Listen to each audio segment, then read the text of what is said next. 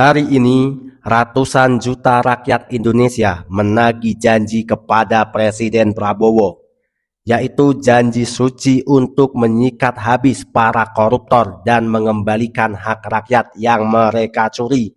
Lantas, mampukah Presiden Prabowo menepati janjinya? Dan apakah beliau berani mendesak DPR untuk segera mengesahkan RUU perampasan aset? Ya udah, biar kita tahu jawabannya, yuk kita simak penjelasannya. Tapi jangan lupa subscribe channel ini, Tiang Politik.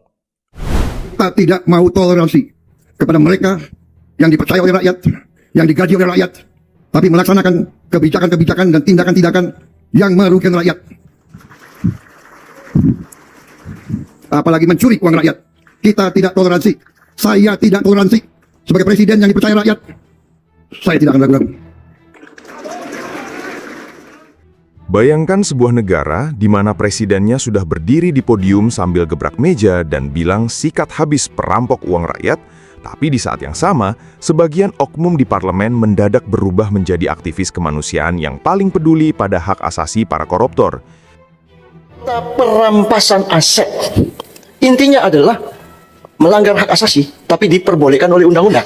Maka teman-teman tadi mengatakan bahwa itu dilakukan secara hati-hati, menghormati HAM. Namun demikian, efektivitas pemberantasan kejahatan tidak boleh mengorbankan prinsip-prinsip dari negara hukum, yaitu dari kepastian hukum, menunjung tinggi proses due process of law, menghormati hak asasi manusia, dan juga sebagainya. Di saat jalannya penegakan hukum ini, hak asasi manusia itu tetap harus bisa berimbang, sehingga tidak ada pihak yang dirugikan. Undang-undang perampasan aset ini memang harus penuh kehati-hatian, karena juga harus memperhatikan hak asasi dari manusia. Perampasan aset ini harus, tapi juga kita harus memikirkan bagaimana jangan sampai kita melanggar, menabrak hak asasi manusia. Di bawah kepemimpinan Presiden Prabowo yang terkenal tanpa kompromi soal kebocoran anggaran, senjata paling mematikan untuk memiskinkan koruptor, yaitu RUU perampasan aset, justru dibuat jalan di tempat selama bertahun-tahun. Pertama, perlu kami sampaikan bahwa isu yang beredar di masyarakat itu tidak benar, bahwa DPR menolak terkait dengan pembahasan RUU perampasan aset. Sampai hari ini, DPR terus melakukan pembahasan terkait dengan RUU perampasan aset, khususnya di Komisi 3, dengan melakukan berbagai RDPU maupun public hearing yang dilakukan oleh Komisi 3 DPR RI terkait dengan masukan-masukan dari berbagai pihak, terutama stakeholder yang terkait dengan RUU tersebut. Ini memang pandai bersilat lidah. Dia dalam sebuah resume diskusi terbatas, ya, ini resmi ya, tanggal 25 Agustus, jelas-jelas, dia mengatakan bahwa tidak urgen melakukan pembahasan terhadap undang-undang perampasan aset. Ya, semua ini, dokumennya saya punya nih. Tanggal 25 Agustus 2024. Ya, Anda lihat ini, satu, RUU tentang perampasan aset terkait dengan tindak pidana tidak ditetapkan sebagai RUU carryover sehingga tidak dapat ditindaklanjuti pada periode 2004-2009. Dengan demikian, surpres yang disampaikan pada periode 2019-2024 tidak berlaku. Dan masih banyak lagi. Pada soal pembahasan Undang-Undang BUMN, perubahannya, Undang-Undang TNI, Undang-Undang Kejaksaan, Undang-Undang Kepolisian, tidak ada tuh kajian filosofis, kajian akademik, pertimbangan macam-macam, tidak ada. Giliran urusan perampasan aset diundangkan, dan ini adalah pidato Presiden di hari May Day, buruh. Presiden mengatakan bahwa harus segera mengundangkan Undang-Undang perampasan aset. Tetapi justru di DPR, orang-orangnya Presiden, orang-orangnya separtai dengan Presiden yang menghalangi diundangkan ini. Bahkan ada yang mengatakan bahwa, sudahlah kasih judul yang serem, tapi isinya lembek lah. Judulnya rampas aset, tapi isinya yang lembek. Memang mereka akan begini, karena mereka tahu ketika undang-undang ini diundangkan, yang dirampaslah aset mereka. Siapa sebetulnya mereka? Ya pelaku koruptor. Waduh. Apakah aturan ini sengaja ditunda karena terlalu rumit? Atau karena sebagian elit kita mendadak keringat dingin kalau ditanya dari mana asal-usul mobil mewah mereka? Simak video ini sampai akhir karena kita akan membongkar drama politik ini dengan cara yang paling sederhana, dan mari kita lihat di pihak mana Anda berada. Indonesia saat ini dikepung oleh para koruptor-koruptor, baik dari aparatur sipil negara maupun sampai ke pejabat-pejabat yang saat ini menjabat. Betul tidak teman-teman? Semua institusi, semua instansi yang ada di Republik Indonesia, semua sudah kemasukan tikus-tikus. Saat ini isu besar kita adalah RUU perampasan aset tindak pidana korupsi. Perjuangan melawan sistem yang korup tidak bisa dilakukan sendirian. Ini adalah urusan gotong royong kita sebagai rakyat. Oleh karena itu, luangkan waktu 1 detik saja untuk like, subscribe, dan share video ini agar algoritma digital menyebarkan kebenaran ini lebih luas, menembus dinding-dinding kenyamanan para mafia anggaran. Yuk kita bersatu di kolom komentar, sedutkan dari mana asal Anda sekarang. Mari kita buktikan dari Sabang sampai Merauke, rakyat kecil sudah cerdas dan siap mengawal ketegasan hukum di negara ini. Simak terus sampai menit terakhir agar Anda mendapatkan pemahaman yang utuh tanpa terpotong. Teman-teman, ternyata dari pihak Senayan sendiri sudah angkat bicara. Mereka membantah kalau menolak RUU perampasan aset. Bahkan mengeklaim pembahasannya bakal digaspol pakai turbo. Nah, makanya kita sebagai rakyat harus lebih jeli dalam menyaring informasi di media sosial. Nggak mungkin dong para dewan yang mulia ini tega menjegal aturan sekeren itu. Benar kan teman-teman? Ya udah, silakan tumpahkan opini tajam kalian di kolom komentar.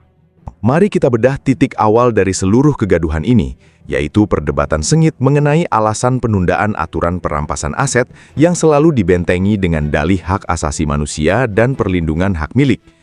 Jika kita melihat jalannya rapat-rapat di parlemen, salah satu argumen utama yang paling sering digemakan oleh pihak yang ragu adalah kekhawatiran terhadap pelanggaran prosedur hukum yang adil. Mereka berargumen bahwa jika negara diberikan kekuasaan penuh untuk menyita harta seseorang tanpa harus menunggu putusan pengadilan pidana yang menyatakan orang tersebut bersalah, maka ada risiko besar terjadinya penyalahgunaan wewenang oleh aparat hukum. Khawatirnya, instrumen hukum yang sangat kuat ini bisa saja meleset dari sasaran semula dan justru digunakan sebagai alat pemukul politik atau untuk menekan warga negara biasa serta para pengusaha yang tidak bersalah. Namun, mari kita gunakan logika yang lebih mendasar sebagai masyarakat yang setiap hari bekerja keras secara halal. Di satu sisi, kekhawatiran akan penyalahgunaan kekuasaan itu memang sah dalam sebuah negara hukum. Tetapi di sisi lain, kita juga harus melihat realitas bahwa kejahatan kerah putih seperti korupsi sistemik dan pencucian uang sudah bermutasi menjadi ancaman luar biasa bagi kelangsungan hidup bangsa. Hak asasi manusia dan hak perlindungan hak milik swasta tentu dilindungi oleh konstitusi kita. Namun hak-hak tersebut seharusnya tidak boleh ditafsirkan secara sempit hanya untuk membentengi kekayaan misterius yang tidak bisa dijelaskan asal-usulnya. Sangat tidak adil jika hak milik dari segelintir oknum yang diduga merampas anggaran negara justru dinilai lebih suci dan harus dihormati di atas hak ekonomi dari jutaan rakyat kecil yang menjadi korban nyata dari kebocoran anggaran tersebut. Ketika fasilitas publik rusak, layanan kesehatan antre dan sekolah kekurangan dana, disitulah hak asasi masyarakat luas sedang dilanggar secara massal. Karena proses perumusan undang-undang ini di parlemen berjalan sangat lambat dan selalu terbentur oleh berbagai perdebatan prosedur yang berbelit-belit, kini perhatian publik tertuju pada ketegasan pemerintah. Di tengah situasi yang mendesak ini, muncul dorongan kuat agar kepala negara menggunakan hak konstitusionalnya dengan menerbitkan peraturan pemerintah pengganti undang-undang atau Perpu perampasan aset. Secara hukum, Presiden memiliki kewenangan untuk mengambil langkah darurat ini jika dinilai ada unsur kegentingan yang memaksa untuk menyelamatkan perekonomian negara. Memang opsi mengambil jalur pintas ini bukan tanpa risiko politik yang besar, karena bisa memicu benturan dengan partai-partai di parlemen yang merasa kewenangannya dilompati. Namun bagi masyarakat awam, langkah berani seperti ini justru menjadi ujian terbesar untuk pembuktian. Apakah janji ketegasan yang sering kita dengar di podium akan diwujudkan dalam tindakan nyata untuk menerobos barisan yang menghalangi, ataukah agenda penyelamatan uang rakyat ini akan kembali menguap dalam ruang tunggu drama politik yang tanpa akhir? Para perampok duit rakyat ini punya 1000 cara licik buat ngumpetin uang haramnya. Kalau negara telat bertindak, hak-hak kita yang dijarah bakal hilang selamanya. Makanya senjata paling ampuh cuma RUU perampasan aset. Teman-teman, ketik dukungan kalian di kolom komentar biar orang-orang di parlemen tahu kalau rakyat sudah capek menunggu. Setelah memahami perdebatan politik dan wacana seputar aturan darurat di bagian sebelumnya, sekarang mari kita alihkan perhatian kita pada persoalan yang paling dekat dengan kehidupan sehari-hari kita, yaitu isi dompet dan piring makan rakyat kecil. Seringkali, perbincangan mengenai rancangan undang-undang di ibu kota terasa sangat jauh, abstrak, dan penuh dengan istilah hukum yang melelahkan. Banyak dari kita yang sibuk bekerja dari pagi sampai malam merasa bahwa urusan pasal demi pasal di parlemen tidak ada hubungannya dengan harga beras di pasar atau biaya sekolah anak bulan depan. Namun, persepsi seperti ini sebenarnya adalah kekeliruan yang sangat fatal. Kenyataannya, setiap rupiah anggaran negara yang bocor akibat kejahatan ekonomi, dan setiap aset hasil korupsi yang gagal diambil kembali oleh negara, adalah rupiah yang langsung dipotong dari hak-hak dasar kita sebagai masyarakat. Mari kita gunakan hitungan yang sederhana agar mudah dipahami oleh siapa saja. Ketika sebuah kasus kejahatan keuangan berskala besar terjadi, kerugian negara yang ditimbulkan bisa mencapai angka yang fantastis, bahkan menyentuh angka belasan hingga puluhan triliun rupiah. Bagi kita masyarakat awam, angka triliunan itu mungkin hanya deretan angka nol yang saking panjangnya membuat kepala kita pusing dan sulit membayangkan wujud fisiknya. Tetapi, mari kita bedah angka tersebut ke dalam pemenuhan fasilitas nyata di lapangan. Uang triliunan rupiah yang menguap dan disimpan rapi di bank-bank luar negeri, atau diubah menjadi properti mewah atas nama kerabat jauh itu, jika berhasil dirampas kembali oleh negara, nilainya setara dengan biaya pembangunan ratusan sekolah dasar baru dengan fasilitas lengkap di daerah-daerah terpencil. Uang itu juga bisa digunakan untuk menyuntik dana layanan kesehatan publik seperti BPJS, sehingga masyarakat kelas pekerja tidak perlu lagi cemas memikirkan biaya pengobatan yang selangit saat ada anggota keluarga yang jatuh sakit. Disinilah kita melihat pentingnya peran pengelolaan keuangan negara yang saat ini dipimpin oleh Menteri Keuangan Purbaya. Kementerian Keuangan terus berupaya membangun sistem digital yang ketat, memperketat pengawasan, dan memantau setiap transaksi agar uang negara tidak disalahgunakan. Namun, sistem pengawasan fiskal secanggih apapun akan selalu menemui jalan buntu jika tidak didukung oleh instrumen penegakan hukum yang memiliki taring tajam untuk mengejar hasil kejahatan hingga ke akar-akarnya. Ibaratnya, Kementerian Keuangan sudah berusaha keras menambal bak air yang bocor. Tetapi jika para pencuri air di luar sana tidak bisa ditindak dengan tegas dan hartanya tidak bisa disita seketika, maka bak air tersebut akan terus-menerus mengering. Akibatnya, ruang anggaran negara menjadi sangat terbatas. Ketika ruang anggaran menyusut, pemerintah seringkali terpaksa mengambil keputusan pahit, seperti memperketat kriteria penerima bantuan sosial atau mengurangi subsidi di sektor-sektor strategis demi menjaga agar keuangan negara tidak jebol. Dampak dari kebocoran yang dibiarkan ini, akhirnya menciptakan lingkaran setan yang merugikan iklim ekonomi secara luas. Negara yang tidak memiliki ketegasan dalam memiskinkan pelaku kejahatan keuangan akan dipandang rendah dalam indeks persepsi korupsi global. Hal ini membuat investor-investor berkualitas yang membawa modal besar dan lapangan kerja nyata menjadi enggan untuk masuk ke Indonesia. Mereka takut modal mereka hilang dalam sistem yang tidak transparan. Sebaliknya, yang datang justru para spekulan yang hanya ingin mengeruk keuntungan jangka pendek lalu pergi. Ketika lapangan kerja sulit dicari dan harga kebutuhan pokok terus merangkak naik, rakyat kecillah yang menanggung beban terberatnya.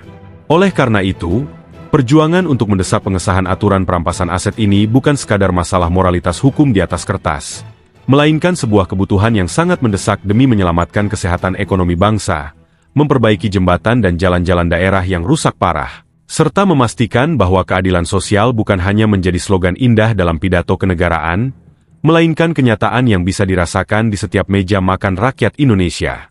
Untuk memahami mengapa seluruh rangkaian drama politik dan dampak ekonomi di bagian sebelumnya bisa terjadi, kita perlu membedah inti dari mekanisme hukum yang sedang diperjuangkan ini.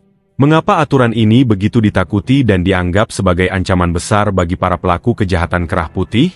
Selama puluhan tahun, sistem hukum pidana di negara kita cenderung menggunakan pendekatan konvensional yang berfokus pada penghukuman terhadap orangnya atau pelakunya secara pribadi. Logikanya, jika seseorang terbukti melakukan korupsi, dia akan diadili, dijatuhi hukuman penjara, dan dikenakan denda. Masalah besarnya adalah proses pembuktian kesalahan personal ini memakan waktu yang sangat lama, berbelit-belit, dan seringkali melelahkan dari tingkat pertama hingga kasasi.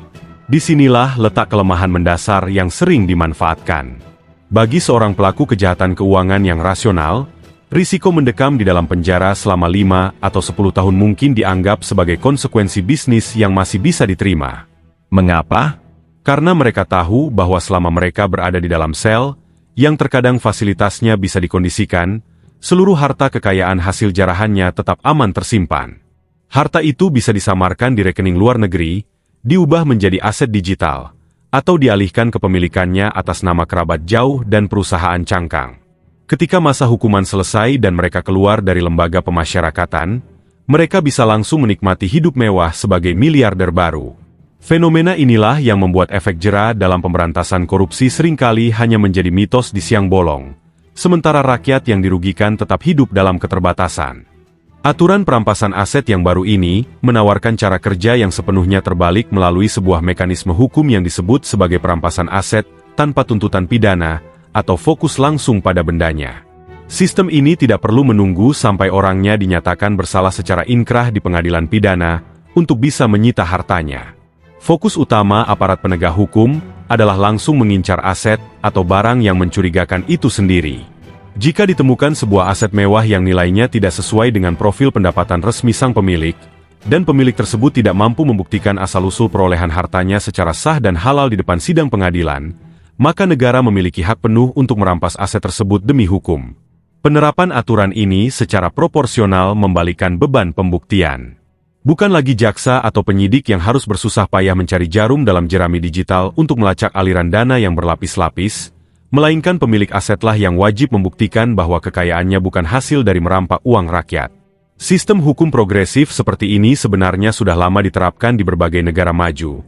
Salah satunya melalui perintah kekayaan yang tidak dapat dijelaskan.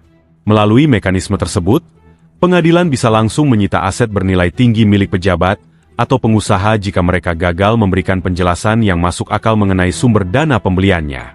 Dengan merancang aturan yang menyeimbangkan antara kecepatan pengejaran aset dan pengawasan peradilan yang terbuka, kita sebenarnya bisa memiliki senjata hukum yang sangat modern dan disegani. Ketika harta hasil kejahatan bisa dicabut seketika hingga ke akar-akarnya, maka motivasi utama orang untuk melakukan korupsi akan hilang, karena mereka tahu pada akhirnya mereka hanya akan pulang dengan tangan kosong dan kemiskinan. Sebagai ujung dari seluruh rangkaian pembahasan yang menguras emosi dan pikiran ini, mari kita kesampingkan sejenak segala perbedaan dan perdebatan yang seringkali sengaja diembuskan di ruang publik. Di atas semua analisis hukum, kalkulasi fiskal, dan dinamika politik yang terjadi di ibu kota, ada satu suara yang jauh lebih murni dan berharga, yaitu suara hati kita semua sebagai rakyat jelata. Melalui ulasan ini, kami ingin menyuarakan sebuah harapan besar yang lahir dari lubuk hati terdalam setiap warga negara yang mencintai tanah airnya. Harapan yang sangat sederhana namun memiliki makna yang amat mendalam. Kami sangat ingin melihat seluruh ketua umum partai politik di negeri ini menunjukkan kekompakan, bersatu padu tanpa sekat kepentingan kelompok, dan memberikan dukungan penuh kepada Presiden untuk memastikan bahwa rancangan undang-undang perampasan aset ini segera disahkan menjadi undang-undang yang sah dan berkekuatan hukum tetap. Kita harus menyadari bahwa perjuangan melawan kejahatan keuangan dan korupsi sistemik bukanlah tugas satu orang atau satu lembaga saja. Ini adalah tugas sejarah yang harus dipikul bersama oleh seluruh elemen bangsa, terutama oleh para pemimpin partai politik yang memegang kendali atas arah legislasi di parlemen. Alangkah indahnya jika ego sektoral, kalkulasi elektoral, dan ketakutan politik tersembunyi dapat disingkirkan demi satu tujuan mulia. Rakyat merindukan pemandangan di mana para ketua umum partai politik duduk bersama di satu meja dengan presiden, bukan untuk membagikan kursi kekuasaan atau membahas strategi pemilu berikutnya, melainkan untuk menyatukan visi bahwa bumi Indonesia harus benar-benar bebas dari para koruptor yang selama ini menggerogoti hak-hak hidup masyarakat kecil. Dukungan yang solid dan kompak dari partai politik akan menjadi modal politik yang sangat luar biasa bagi pemerintah untuk bergerak cepat tanpa keraguan, sekaligus memberikan pesan yang sangat tegas kepada para pelaku kejahatan kerah putih, bahwa tidak ada lagi tempat bersembunyi di negeri ini. Di tengah situasi politik yang dinamis dan penuh dengan ketidakpastian seperti saat ini, kami juga menaruh harapan yang sangat besar kepada seluruh masyarakat Indonesia agar dapat menjadi lebih dewasa, bijak, dan cerdas dalam menerima serta menyaring setiap informasi yang beredar di media sosial maupun media massa. Kita harus ekstra waspada karena dalam kondisi seperti sekarang, ada banyak sekali oknum yang tidak bertanggung jawab yang sengaja memanfaatkan situasi keruh ini. Mereka memproduksi narasi-narasi yang provokatif, menyebarkan berita yang belum tentu kebenarannya, dengan tujuan terselubung untuk mengadu domba, menciptakan kegaduhan, serta membenturkan rakyat dengan pemerintah. Agenda-agenda adu domba seperti ini hanya akan melemahkan energi bangsa kita. Ketika rakyat dan pemerintah sibuk bertengkar karena informasi yang diputarbalikkan, para koruptor dan mafia anggaran justru akan bertepuk tangan karena perhatian publik teralihkan dari substansi utama, yaitu pengawasan terhadap uang negara dan pengesahan undang-undang perampasan harta haram mereka. Oleh karena itu, kedewasaan berpikir masyarakat adalah benteng pertahanan pertama kita dari segala bentuk manipulasi informasi. Mari kita bersama-sama menjaga nalar kritis kita, agar tidak mudah tersulut oleh kepulan asap berita bohong yang sengaja diciptakan untuk menciptakan ketidakstabilan nasional. Alih-alih terjebak dalam lingkaran permusuhan dan saling curiga yang tidak produktif, mari kita rapatkan barisan untuk mendukung para pemimpin kita yang sedang bekerja keras demi kemaslahatan publik. Dukungan dari rakyat yang cerdas dan bersatu adalah kekuatan terbesar bagi sebuah pemerintahan yang bersih untuk menjalankan agenda-agenda reformasi tata kelola yang transparan dan akuntabel. Kita harus percaya bahwa di dalam sistem pemerintahan saat ini, masih banyak figur-figur berintegritas yang memiliki niat tulus untuk memperbaiki bangsa, dan mereka semua membutuhkan dorongan moral serta doa yang tiada putus dari seluruh rakyat Indonesia. Secara khusus, mari kita iringi langkah kaki para pemimpin bersih yang saat ini sedang berjuang di garis depan demi mewujudkan keadilan sosial. Kita doakan dengan setulus hati semoga para pemimpin kita yang jujur, berani, dan berintegritas selalu diberikan kesehatan yang prima, kekuatan lahir dan batin, serta perlindungan dari Tuhan Yang Maha Esa dalam menjalankan tugas berat ini. Semoga setiap upaya, strategi, dan kerja keras yang mereka lakukan untuk menggolkan aturan pemiskinan koruptor ini diberikan kelancaran dan berhasil membuahkan hasil yang nyata, yaitu disahkannya Undang-Undang Perampasan Aset yang selama ini kita idam-idamkan. Kita tahu bahwa jalan yang mereka tempuh tidaklah mudah. Mereka harus menghadapi tembok tebal kepentingan lama yang tidak ingin kenyamanannya diganggu. Oleh karena itu, doa dan dukungan moral dari ratusan juta rakyat Indonesia adalah bahan bakar spiritual yang akan menjaga api perjuangan mereka tetap menyala. Terakhir, sebuah doa dan harapan yang tidak kalah penting adalah semoga para pemimpin kita senantiasa dikelilingi oleh orang-orang yang baik, setia pada Pancasila dan konstitusi, memiliki moralitas yang tinggi, serta benar-benar mengutamakan kepentingan bangsa di atas kepentingan pribadi atau golongan. Kita sangat berharap agar lingkaran terdekat di sekeliling pengambil kebijakan diisi oleh para pemikir dan pelaksana yang bersih, bukan oleh para pengkhianat bangsa yang berwajah ganda. Mereka yang di depan berpura-pura mendukung agenda pemberantasan korupsi, namun di belakang sibuk mencari celah hukum untuk menyelamatkan kroni-kroninya dan membocorkan anggaran negara demi keuntungan pribadi. Kita membutuhkan lingkungan pemerintahan yang solid, yang memiliki satu frekuensi perjuangan untuk membawa Indonesia maju menuju masa depan yang gemilang. Dengan persatuan para pemimpin partai, ketegasan presiden, kedewasaan masyarakat dalam mengolah informasi, serta dukungan lingkungan kerja yang bersih dari pengkhianatan, kita optimistis bahwa harapan untuk melihat Indonesia yang bersih, adil, makmur, dan bebas dari korupsi bukanlah sebuah impian di siang bolong, melainkan sebuah masa depan yang pasti akan kita wujudkan bersama demi anak cucu kita nanti. Ya, teman-teman, terima kasih masih bersama Tiang Politik. Teman-teman, sekarang kita saatnya berdiskusi, beropini, ngobrol cantik sambil minum kopi. Kita minum kopi dulu ya teman-teman ya. Minum kopi biar tidak sepaneng teman-teman. Teman-teman, bicara soal politik dan hukum di Indonesia, sebenarnya tidak perlu menggunakan istilah yang terlampau tinggi. Bagi kita, rakyat kecil yang sehari-hari berjuang memenuhi kebutuhan hidup dari wilayah perkotaan hingga pelosok pedesaan, esensi dari tata kelola pemerintah yang baik itu sangat sederhana. Bagaimana uang rakyat yang dikumpulkan melalui pajak bisa kembali menjadi fasilitas publik, bukan dimaling oleh oknum pejabat dan jaringan mafia. Jadi kita sebagai rakyat kecil nggak muluk-muluk. Kita hanya ingin negara kita bersih dari korupsi. Jadi nanti kita bayar pajak, kita bisa tenang, karena pajak itu akan dikembalikan lagi ke kita dengan fasilitas publik yang baik. Teman-teman, hari ini perhatian kita semua tertuju pada satu agenda besar, yaitu rancangan undang-undang perampasan aset. Aturan ini merupakan instrumen hukum yang sangat krusial karena menawarkan mekanisme baru yang berfokus langsung untuk mengejar dan menyita harta hasil kejahatan para pejabat korup dengan cepat, tanpa harus menunggu proses pengadilan yang terbelit-belit bertahun-tahun. Aturan ini teman-teman adalah senjata paling ampuh untuk memiskinkan pelaku korupsi dan mengembalikan hak ekonomi masyarakat yang telah dicuri. Teman-teman, namun realitas di lapangan menunjukkan sebuah paradok yang nyata. Mengapa aturan yang sangat adil dan dinanti oleh masyarakat luas justru mengalami penundaan yang begitu lama di ruang meja parlemen? Ketika institusi legislatif bisa bergerak cepat dalam mengesahkan undang-undang lain, pembahasan RUU perampasan aset justru terkesan berjalan di tempat dengan berbagai alasan serta perdebatan mengenai hak asasi manusia. Kita tentu berharap alasan kehati-hatian tersebut murni demi kualitas hukum yang ideal, bukan karena adanya kekhawatiran sistemis dari elit politik terkait ekosistem pendanaan mereka.